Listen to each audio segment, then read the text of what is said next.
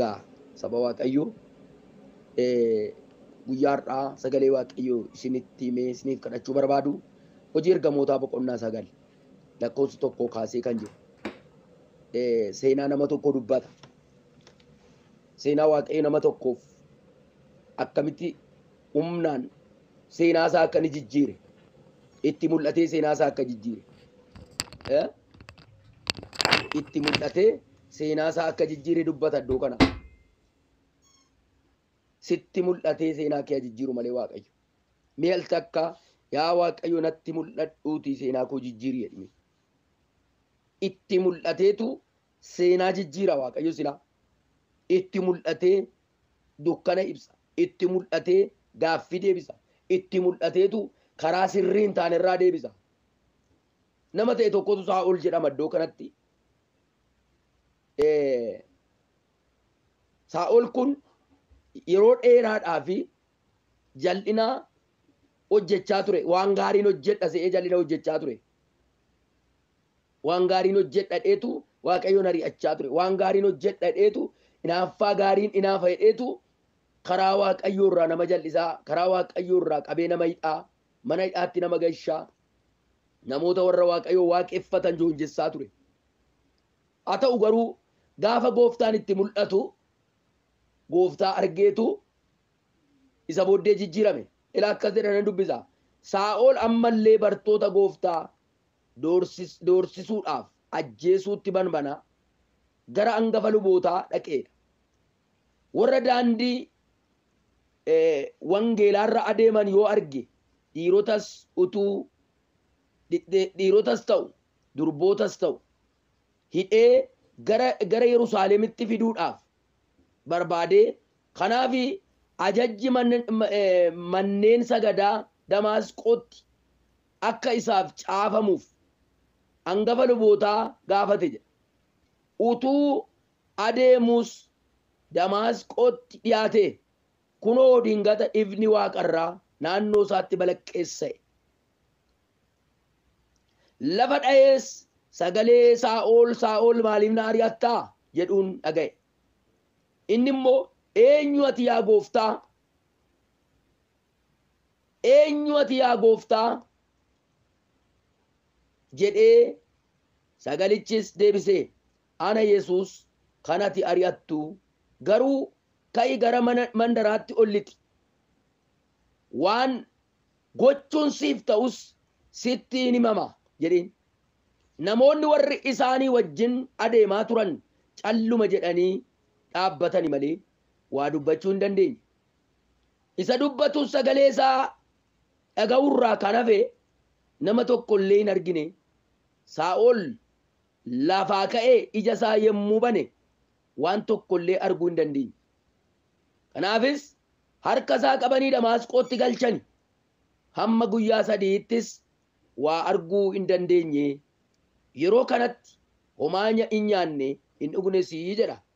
Iddoo kanatti dingata ifti waaqarraa naannoo isaatti balaqqeessa'e kan jedhudha mata dureen koo. Dingata. Hallelujah. Humni waaqarraa dingata nama argata jarana. Yoo amante ilaa sa'aatii kana namni humna Waaqayyoo dandeettii Waaqayyoo arguu barbaadu, fayyisuu Waaqayyoo arguu kan barbaadu. Kan sitti fakkaachuu dide. Waaqayyo dhuguma akka inni sirra jiru, akka inni fayyisaa kee ta'e, akka inni uumaa kee ta'e, akka inni waaqa kee ta'e, akka inni gargaaraa kee ta'e kan sitti dhaga'amuu dide yoo jiraate dingata ifti waaqarraa naannoo keetti balaqqeessee sitti mul'ata. Laphee amanuu didetti, laphee deebi'uu didetti, laphee fayyaa dhabetti, laphee nagaa dhabetti, laphee akseepti gochuu dadhabe, laphee ba'aa baatu, jireenya ba'aa baatu, nama ba'aa baatu dingata. Mee dingata jedha maqaa Yesuus Kiristoosiin. Inni isaa olitti mul'ate dingata sitti mul'ate nagaa kee deebisee fayyaa kee deebisee akka inni deebi'uuf maqaa Yesuusiin ajajeera. Iddoo kanatti namni isaa ol jedhamu kun gara naatti yoo achisittan maqaan isaa Phaawulositti kan jijjiirame. Erga gooftaan itti mul'ate isa jijjiire booddee Phaawulos ta'e. waaqayyo gaafa namatti mul'ate nama jijjiiru silaa maqaa namaa jijjiirama, seenaa namaa jijjiirama. Namni kuni Saa'ol kun bartoota gooftaa doorsisee hidhuudhaaf ajjeesuutti bambanaa gara hangafa lubootaa dhaqeedha. Bartoota gooftaa, hojjettoota gooftaa ajjeesuudhaaf akkasuma balleessuudhaaf bambana. Hin bambana sayyuu waan irraa bambanu kun hafuura biraadha. Maqaa Yesuus Kiristoosii namni hafuurri biraan irraa bambanu yoo jiraate, hafuurri biraan kan kaachisu yoo jiraate, hafuurri biraan kan dhiphisu yoo jiraate, humna maqaa Yesuus Kiristoosiin ifti waaqarraa dingata balaqqeessi waaqarraa irratti dhufe. Nama bambanu kana irratti ifti waaqarraa dhufe. Ajjeesuudhaaf bambana, balleessuudhaaf bambana, hidhuudhaaf garafuudhaaf bambana. Gara hangafa lubootaa dhaqeedha. Warra daandii wangeelaarra adeeman argee, warra daandii wangeelaarra adeemanii yoo arge dhiirotas ta'u dubartootas ta'u hidhee gara Yerusaalemitti fiduudhaaf barbaade. Kanaaf ajaja manneen sagadaa Damaasqootti akka isaaf caafamuuf hangafa lubootaa gaafateedha. Ilaalaa inni hojii waaqayyoon hojjedhaa se'a.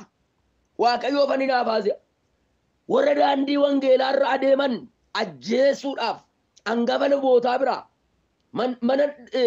mana sagadaa Damaasqoo keessaa baafachuudhaaf hangafa lubootaa gaafateedha. Waaqayyoo garuu gidduutti qaawwaadhaan yookiis ifa waaqarraatiin rukute. Gidduutti itti mul'ate.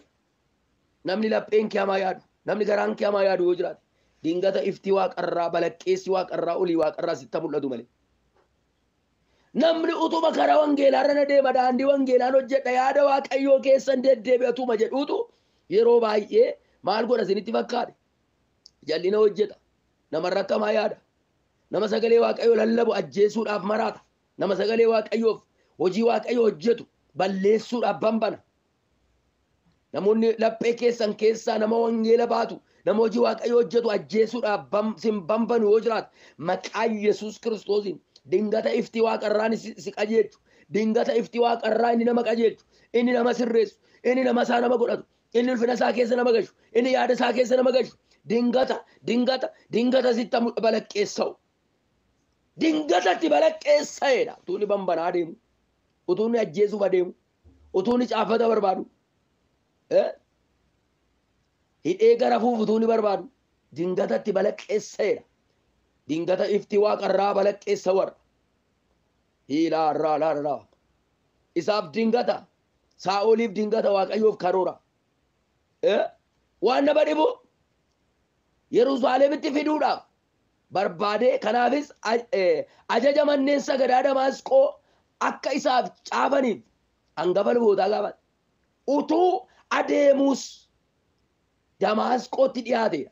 Kunoo dingata ifni waaqarraa naannoo isaatti balaqqeessa'eedha. Ameen, ameen. Ilaanan dubbadhaam jallina kan sirreessu, hammina kan sirreessu, garaa hamaa kan sirreessu, yaada jal'aa kan sirreessu, ifti waaqarraa, balaqqeessi waaqarraa akka balaqqeessa warra humna dhiiga Yesuusiin ajaja baaseera. Mi'al takka hamminaaf jal'ina irratti ifti waaqarraa balaqqeessa godha. Laphee hamaa irratti balaqqeessa godha. Yaada jal'aa irratti balaqqeessu. Arrayyuu hojii wangeelaan hojjedha, yaada gaarii keessan jira jedhanii hammina baatanii kana deeman jiru. Jallina baatanii kana deeman jiru. Karaa waaqayyoo irraan kan nama kaachisan jiru. Wangeela nama harkaa buusuuf kan kaatan jiru.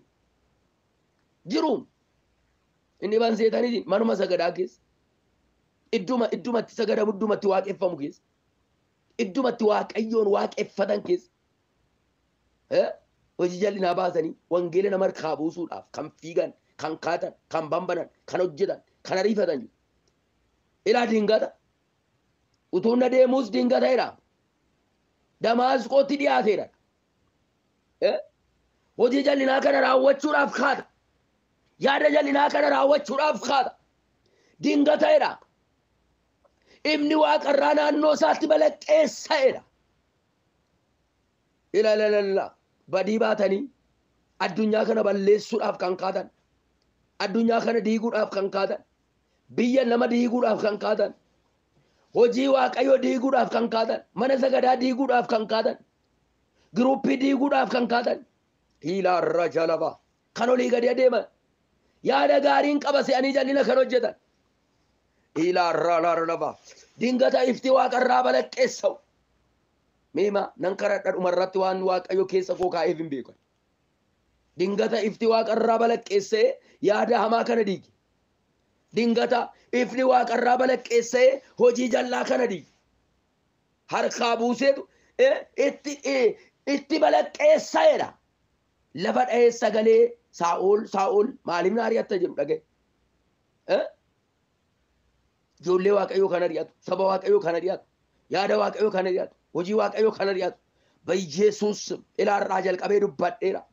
Ifni waaqarraa inni jal'ina kana buusu, inni jal'ina kana balleessu, inni jal'ina kana diigu, olii waaqarraa akka balaqqeessa'u maqaa Yesuus in ajajeera. Ila harka keessa ol kaasaa yaa waaqayyo hojii kee diiguudhaaf, hojii wangeelaa diiguudhaaf, hojii waaqayyo hojii kee diiguudhaaf kana deemu kan kaatu maqaa Yesuusin dingata ifti waaqarraa irratti balaqqeessa'uudha. Irratti balaqqeessa'eetu lafa dha'eera. Achi ciisee yaa Saa'ol kan jedhu sagalee dhaga'e. Eenyummaa isaatti mul'isuu barbaade waaqayyo. Eenyummaan waaqayyo addunyaa kana irratti mul'atu malee. Maaloo jaranaa yaa waaqayyo eenyummaan kee mul'atudha.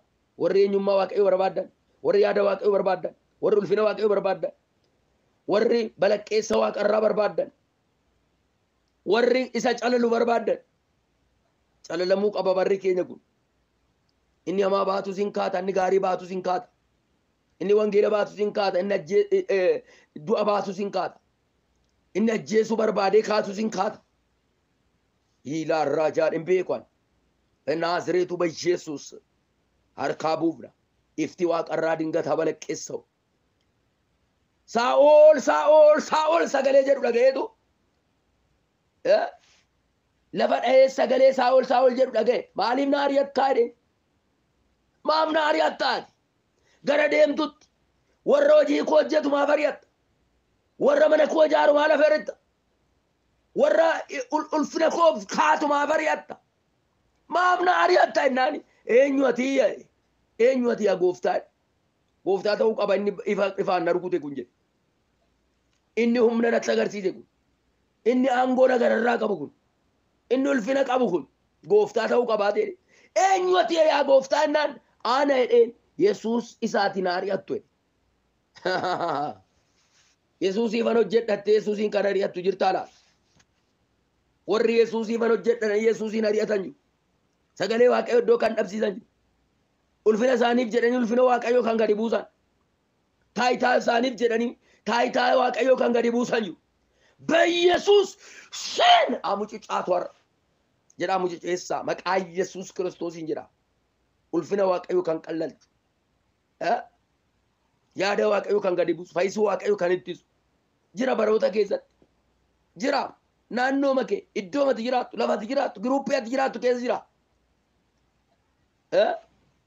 Maaliif na ari'attaa jedheen? Inni immoo eenyu ati yaa gooftaa jedheedha. Sagalichis deebisee sagalee malee qaamni hin jiru. Sagaleedhaan itti mul'ate, ifaan itti mul'ate, aangoodhaan itti mul'ate. Sagalichis deebisee ana Yesuus isatti ari'attu. Ana kanati ari'attudha. Garuu ka'ii gara mandaraatti ol lixeedheen gara mandaraa dhaqi. Waan ati gochuun siif ta'u sitti himama. Kana booddee karaa kaleessaarra hin deemtu. Ilaanan dubbadha. Maqaa gooftaa maqaa Yesuusiin karaan sii geeddaramuu kan qabu. Daandiin yaaddi sii geeddaramuu kan qabu. Hoomana dhiiga Yesuusiin har'aa jalqabee sitti geeddaramuu jalqabu. Nan geeddarama kan jettu hafuura waaqa ofirratti waan. Nan geeddarama kan jettu ulfina waaqa ofirratti waan. Nan geeddarama kan jettu hin geeddarame guyyaa sanaa jalqabee. Yesuusiin ana Yesuus ati ari'attudha. Kanati na ari'attu ana. Kanati duukaa fiigaa jirtu ana. Kanati billaa baattee ajjeesuuf jettu ana. Karaa kooti, yaada kooti, ulfina kooti jedheen. Haaleluyyaa. Kana booddee goroorroo isaa cufee akka inni nyaatan fudhanne godhe ija isaa hin jaamse waan hundumaa duraa fuudhe ulfina isaa gadi buuse waaqayyo isa ulfina waaqa irratti ka'u irraa jalqabee irratti ola ka'u malee harki waaqa irratti ka'u sakaraa wangeelaa cufu sadaandii wangeelaa cufu sa ulfina waaqayyo dhowwatu sa waaqayyoon waaqayyo akka lallabame waaqayyo akka dhugaan bahamne ulfinni waaqayyo akka mul'anne yaaddi waaqayyo akka mul'anne fayyisuu waaqayyo akka mul'anne kan godhu baroota keessatti maqaa gooftaa maqaa yesuusiin qabamu hin qabama addunyaa kanaaf kadhadhaa daraa keessa sababiin isaa amma waan garaa garaatu ta'aa jira ulfinni waaqayyo bakka dhabeera yaaddi waaqayyo bakka dhabeera waaqayyo ofii isaatii mul'achuudhaaf yeroo harka isaa diriirsu dhalataan yookiis uumamni lafarraa hin mul'attu jedhe ofii isaa mul'achuu barbaada walajjeesee wal balleessee ofii mul'achuu barbaada eenyu ati jedhe utuu hin beekini hin beeku ani gaarummaan godha si'a namoonni gaarummaan godhatu jedhanii hammina hojjetan jiru rakkina kan godhan jiru karaa badiisaa kan qopheessan jiru maqaa gooftaa maqaa yesuusiin har'a ifti waaqarraa inni namoota akkasii namoota hamoo akkasii harkaa buusu inni namoota jal'oota akkasii harkaa buusu haa mul'atu si harkaa buusa waaqayyo hin buusa isa booddee ka'ee joon ja'a harka qabanii gara magaalaatti ol seensisan gaafa ol seensisanii waaqayyo gooftaan Anaaniyaasiin dhaqee harkarra kaa'ii kadhadhu inni hojjetaa kooti jedhe itti mul'ise hojjetaa koota sirrii dhadhe cuunfeetu waaqayyotti mul'atee jaamsee rukutee olii gadha'eetu isa booddee hojjetaa isaa godhata waaqayyo waan baay'ee duukaa kan fiddu waaqayyo hojjetaa isaa si godhachuu barbaade waan baay'ee duukaa kan fiddu ulfina waaqayyoof ta'uu kan dadhabde waaqayyo isatti ol kaaftu isatti uumtu isatti keessa galte isatti keessatti cinqamaa jirtu si harkaa rukutee maqaa yesuusiin hojjetaa gaarii si haa godhatu bara dhumaa ga'e kana jala bara xumuramaa ga'e kana jala namoonni baay'ee waan hin taane baatanii fiigu barri xumuramuuf jedhaa jira haalli xumuramuuf jedhaa jira rakkini ta'uuf jedhaa jira hundeedha amma hundeetti waasa'uuf jechaa jira garuu namoonni baay'een isa kana dhiisanii waan isaaniif ta'u waan isaan gammachiisu waan isaanitti tolu hojjechaa jiru waaqayyo harkaa buusu malee harkaan buusanaan jedhe waaqayyo faaloorraala ila namoonni giruuppii kanarra kan hin jirre kan wanti hin taane harkaa bu'u jira harkaa buusee hojjetaa isaa godhate isa booddee ija isaatti waan akka qonyonyaatu ba'e dhumarratti jechuudha qonyonyaa ija keerra jiru isa si arguu si dhowwe isa waan namaaf waan gaarii adda baafachuu si dhowwe በጌታ በኢየሱስ namoota akkasii jiraas keessa waan gaariif waan namaa adda baafachuu kan dadhaban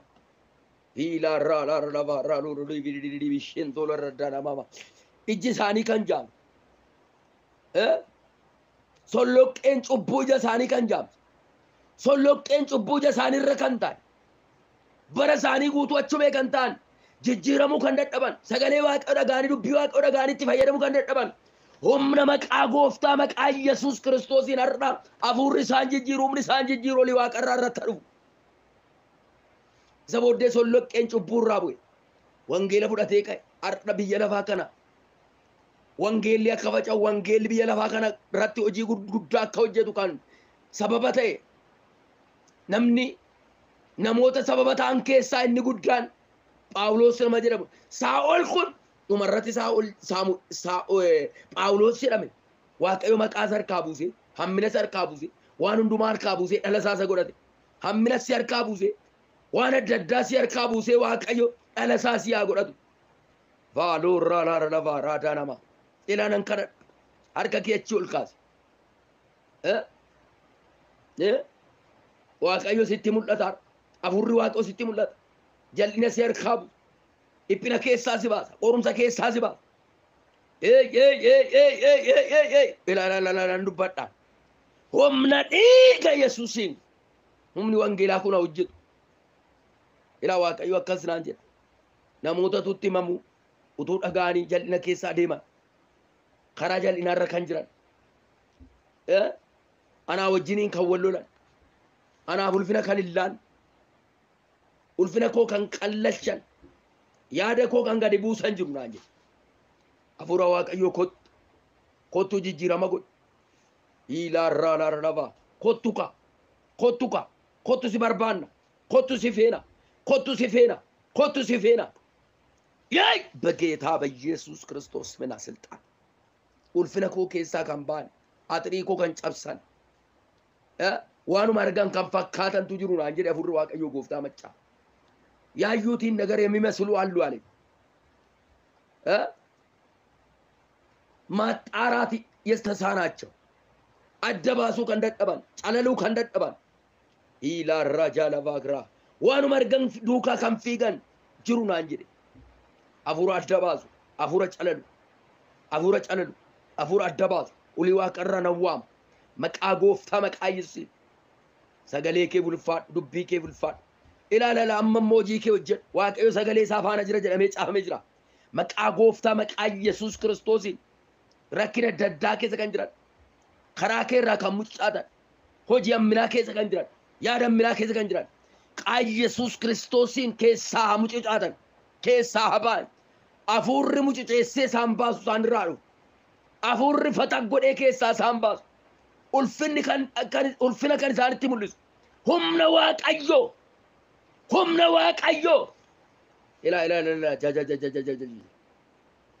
laarra dubbuun dhageessee itti jiraachuu dadhabde jirta hin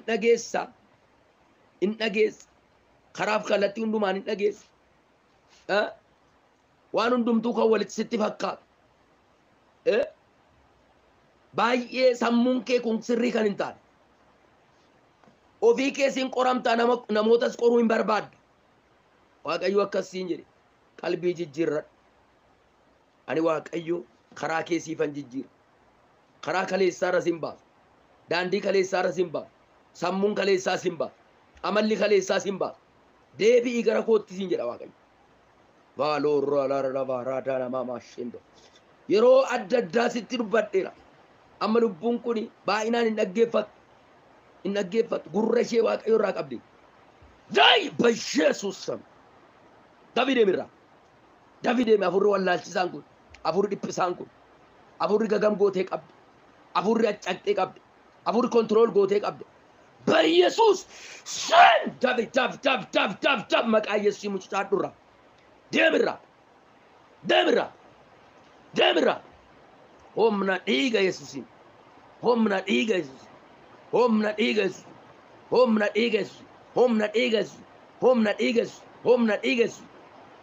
waaqayyo ulfina kee mul'isi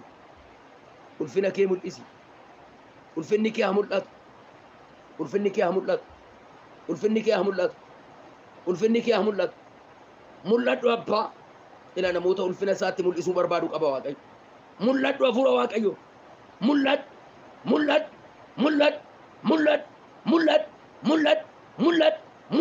ila hafuurri waaqayyo sitti mul'ata ila bulee tokko joonjesseetu hafuurri xuraan joonjessee juluu godhee sammuu ishee qabee jira ila hin gadhiisa hafuurri kun juluu godhee sammuu ishee kana kontrool godhee jira